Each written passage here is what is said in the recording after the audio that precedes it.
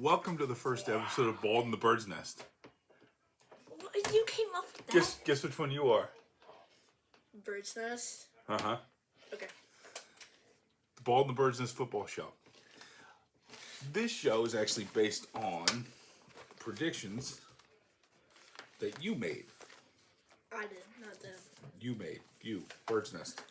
Okay, so let me get them. That you made. So, we're going to get your thoughts on the remainder of the college football season and kind of where you think things are going. So, let's start with this. You have Cincinnati winning the AAC regular season title. Yes. They play Tulane in the conference finale today. Both teams are 9-2 in conference. So in order for your prediction to come true, Tulane has to win. Or I'm sorry, Cincinnati has to win, but Tulane is the higher ranked team.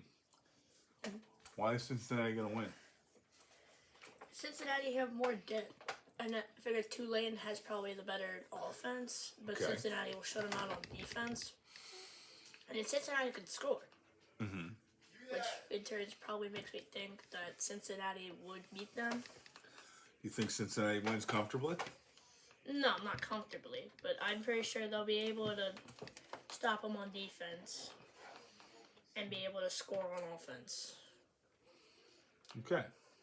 Now, in a very similar vein, you have Oregon winning the Pac-12. The best they can do is tie. Because right now they're a game behind, but USC's finished with their Pac-12 schedule. Oregon's got Oregon State left. But USC won last time they played. So they're going to meet again, most likely, in the Pac-12 championship game. Think Oregon wins still? Well, we're going to have to pull off the dub this week. Yes, they'd have to beat Oregon State this week, and they would play SC. They would finish tied for the regular season championship, and then they would play in the Pac-12 championship game against SC again. Oregon win? Oregon will beat Oregon State, but it comes down to like the last quarter for USC and Oregon. USC do have a better team, but again, with the defensive side of the field, it's going to come down to which one stops them more. That's a yellow card. Okay. Kansas State have any shot against TCU? No shot.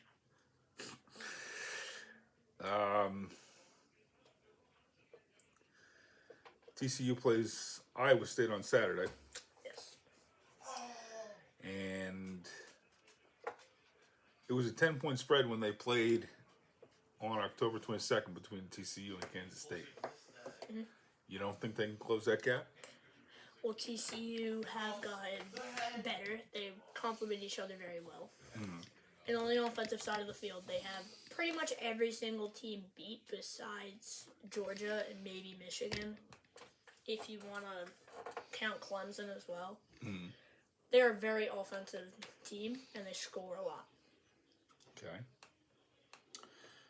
This is not a vintage Clemson team by any means. Clemson smacked Miami around by 30 last week. The ACC title game's already set between Clemson and North Carolina. Yes. The game is next week in Charlotte, which in essence is a home game for UNC. It was a 1-point game when they met September 28th. Can Carolina win? Carolina could win. They have a very strong offense, and home field advantage is very key. And Clemson haven't been playing very well at home, nor do they play good away. Wait, What? they don't play good away. You said they don't play very good at home either. Well, they do play very good at home, but you know what I meant. But UNC can score. It just comes down to their defense, which maybe Clemson have good receivers. Can they stop Uiagalelei? What? Can they stop Uiagalelei? I think I said that right. Maybe. Maybe. Still, it could. It could not. Just comes. Okay. Is that true of every game? Kinda. Okay. Okay. Same question for LSU Georgia. LSU have a chance? Maybe. I mean, they are a top 10 team, and they have proved that they are a top 10 team. But when it comes to Georgia, no one's stopping them, so I don't think they have a chance. Will it be close? Maybe a 17, 20-point deficit. No. That's not close. No, not close. It sounds like it'd be over by the middle of the third quarter. It's already over. It's already over. They haven't even started playing yet. Okay. We have gotten used to Bama being good. And they are still good. But they're not national championship good. They're ranked 8th in the AP, and you have them 8th in your rankings. Mm-hmm. Why? I forgot who Bama played this week, but They have Auburn today.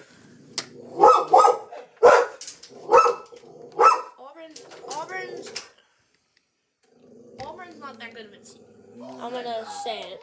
Auburn's not that good. But in order for Bama to go up in the rankings, they need USC, TCU, Clemson, LSU, all of them to lose, which I don't think will happen. But if LSU loses, they could go up to 7th. But either way, they're still not passing USC, Clemson, Ohio State. Okay, but why is Alabama not as good as they've been? A lot of new players. Like a lot of new recruits that came in over the summer. They just haven't got used to playing with each other. Mm-hmm. And that kind of makes me feel like they haven't been complimenting each other. They haven't been playing as well with each other. And their defense hasn't been playing that good either. They gotta figure that out. Okay, so do you think they'll be better next year with another year of experience under their belt? They gotta have a lot of chemistry. They gotta work over the summer. Try to have a bonding experience game of ping pong or something like that. Well, the Dolphins had ping pong in their locker room. It seems to have worked out for them. Well, Tyreek Hill got rid of the ping pong table and bought another one. Yeah, they just moved into a different room. Okay. Tennessee quarterback Hayden Hooker tears his ACL in the South Carolina game. Yes. He's done for the year. They are ranked 9th in the AP rankings and your rankings. They play Vandy on Saturday. They will get to a major bowl game. They are tentatively projected to play in the Cotton Bowl on January 2nd against Cincinnati. Do they have enough to... Let's assume they beat Vandy. Yes, they will. Do they have enough to beat Cincy or whoever they play in their bowl game without their Heisman Trophy winning favorite? Cincinnati's a great team. They have a great defense.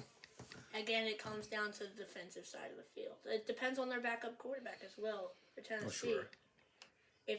If their backup quarterback stands up, he steps up, he delivers, then Tennessee wins this game. If he doesn't, he just comes in with he probably doesn't. Does he have any experience in the college football level yet? Their backup quarterback? Not a lot. Then that's probably He was played- gonna knock them off from like this level, beating Cincinnati down to here.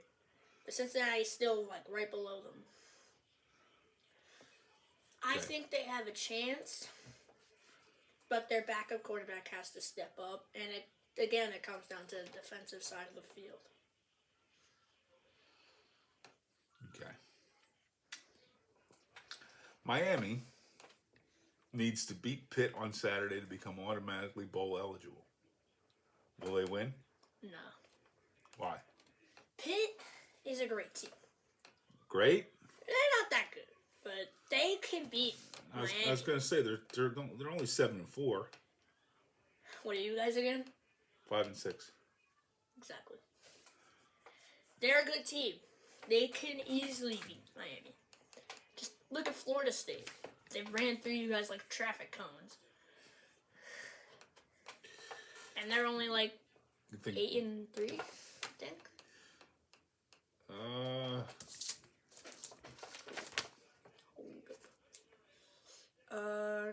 They are in the division 5-3. Overall, they're 8-3. That's just a 1-game difference. Yeah, 1-game difference. Still a big difference. So the guarantee that one loss came from Florida State. With that one extra loss came from Florida State, which I think Pitt will knock off Miami. That Middle Tennessee loss is going to be the death of them this year, I think.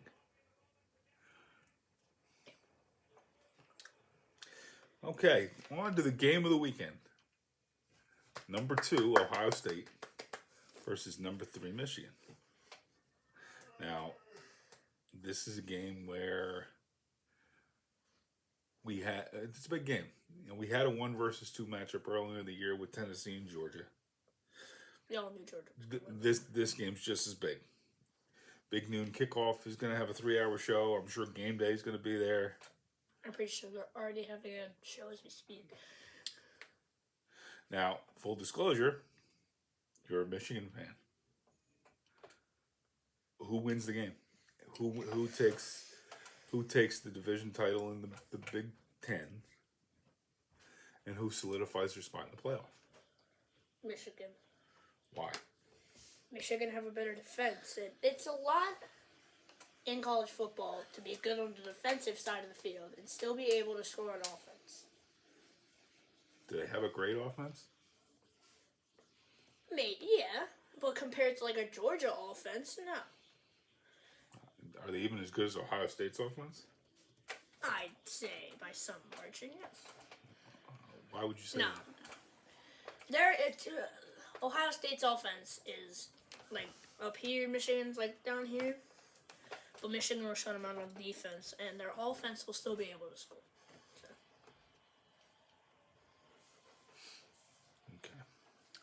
So, to kind of put an end to our first and maybe last episode of Bald in the Bird's Nest, Maybe last. This is every Saturday.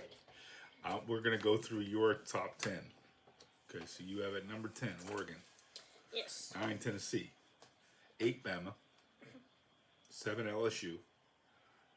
6, Ohio State. 5. Yeah, because USC will probably move into the top 4 if when Ohio State loses.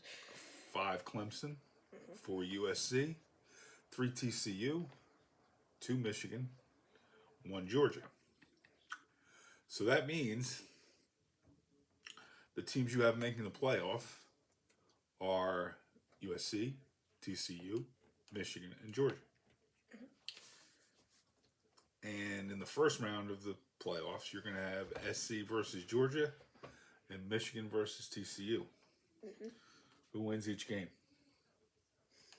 If we're talking strength and playoff experience, it'll be Georgia and Michigan. It'll be Georgia and Michigan. And the big question, keeping in mind you are a Michigan fan, who wins the national championship? Georgia. Wow.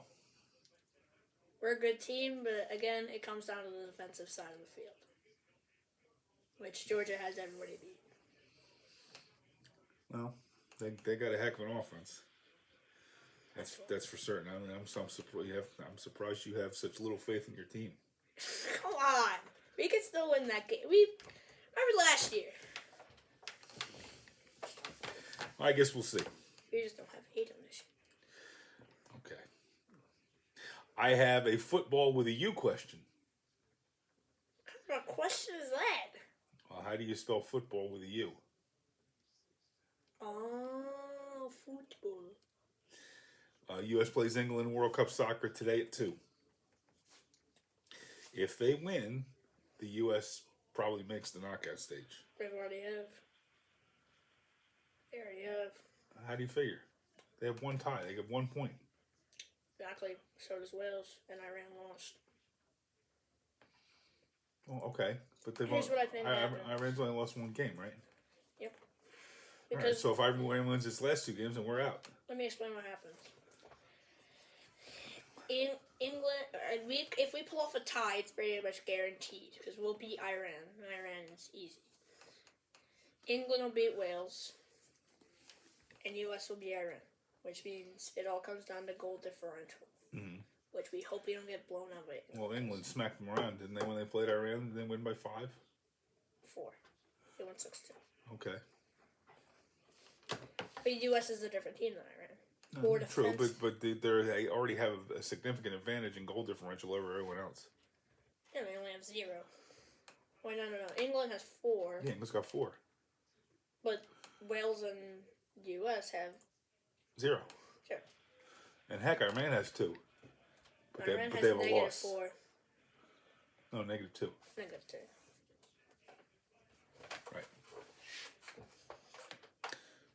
So, then back to my question. Do they beat England? No. England? Boy, you're just a man of little faith today. No. U.S. is defensive. They aren't very attackative. Why is that? Is it the inexperience? It's not Of the the team, or- inexperience. Well, actually, it could be World Cup experience. None of them. They're young teams, so I think they're the second None youngest of team in them. the group. Only one of them. 2 of them, actually. Which he's not even going to start. It's the backup goalkeeper. I forget his name. Matt Turner's going to start in goal, and this is his first World Cup. And everybody else, this is basically their first World Cup. Besides, Yeah. actually, it's everyone's first Yeah, World they've Cup. been in 8 years and they're all young kids. But they do work with each other very well. But they are very defensive. They're not very attacking, which comes down to the lack of strikers for USA. England have very good depth. They have, and with 5 subs a game now, they can sub in a lot of players. Yeah. And they have a lot of weapons up top. Harry Kane doesn't have to play 90 minutes. Really, Well, he is 77 years old, isn't he? he's younger than you. Okay, that's not saying a whole lot. He's younger than Messi. Messi's like 35. 34, I think. He's not younger than this. Harry Kane's like 31. 30. I don't think so, but I can't argue. And I think Pickford will just be chilling in the goal while U.S. is stressing with England up top. Because England have a great midfield as well, which they can pass it all around. They can have the depth. But Southgate picked a lot more defenders than he did attackers and midfielders. But it still comes down to the subs, which I think England also has them beat, and the offensive side of the field. Okay, what's the score? I'm not going to go too high.